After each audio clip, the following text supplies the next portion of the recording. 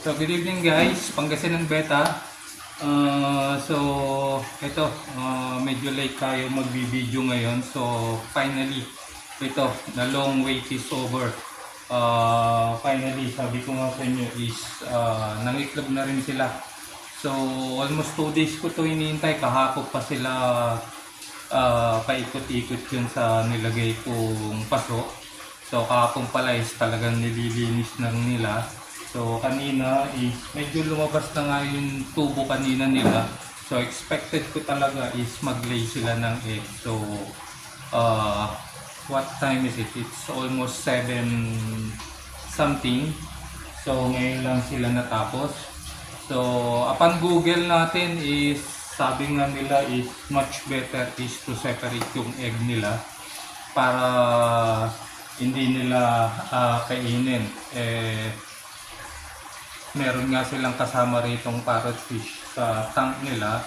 So inisip ko nga is much better siguro kung talagang i-transfer ko na lang yung egg. Tanggalin ko na lang yung egg doon. Transfer ko sa available tank ko. It's good na meron akong available tank dito na 20 gallons. And nilinis ko na rin siya. Nilinis ko na. And then nilagyan ko ng konting methylene blue and aerator. So ready na natin siyang i-transfer. So first time lang natin mag-breed ng Oscar. So hopefully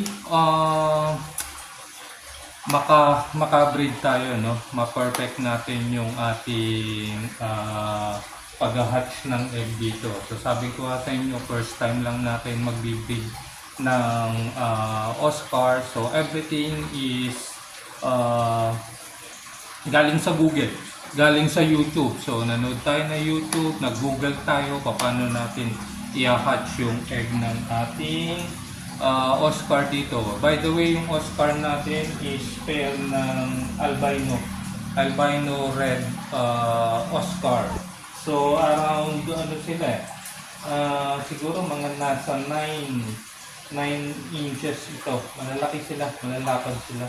So hopefully nga it's fertile sila and ma-hatch po natin. So ito po, lipat na natin. I-focus ko lang muna.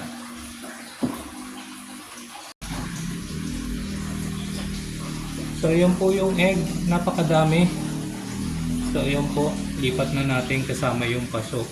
Hopefully nga magkasya dun sa ating 20 gallons na tank. So ayan sila. Tingin ko naman is tapos na sila. So ito, kuha tayo ng pambugaw. Baka pagatin tayo ng mga parents niya. So simulan na po natin.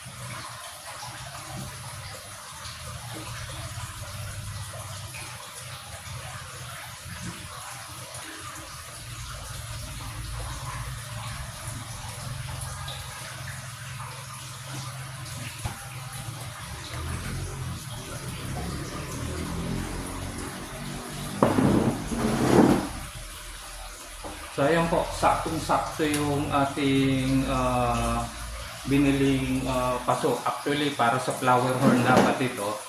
So wala naman ako nagbe-breed ng flower horn ngayon. So binaliktad lang natin. So ayan, dito nangitlog yung ating Oscar. So ayan. So sabi ko nga, cross our finger. Sana mapapisa natin ito. So pagdating ng ano is ma-share natin yung ating experience sa pag-breed ng Oscar. So ayun po, ipakita ko lang ulit sa inyo. Focus lang ulit natin yung eggs nila kung gaano siya karami. So ayan po yung eggs nila. So medyo maputi pero hopefully cross our finger nga na fertile po sila. So ayan po. So I don't know kung ganyan talaga yung kulay ng Oscar egg. So ayan po. So hintayin na lang natin. So check ulit natin yan bukas kung ano magiging itsura. So ayan po. Nalipat na po natin lahat-lahat. So medyo galit yung parents doon. Hinahanap nila yung itlog nila. So ito po. Another first time natin ulit na mag-breed ng beta. So sabi ko nga hopefully po ma-hatch natin ito. So yun po. So Pangasinan Beta lang po ulit. Follow, like and share po. Meron tayong TikTok, YouTube po and sa Facebook po. Salamat po.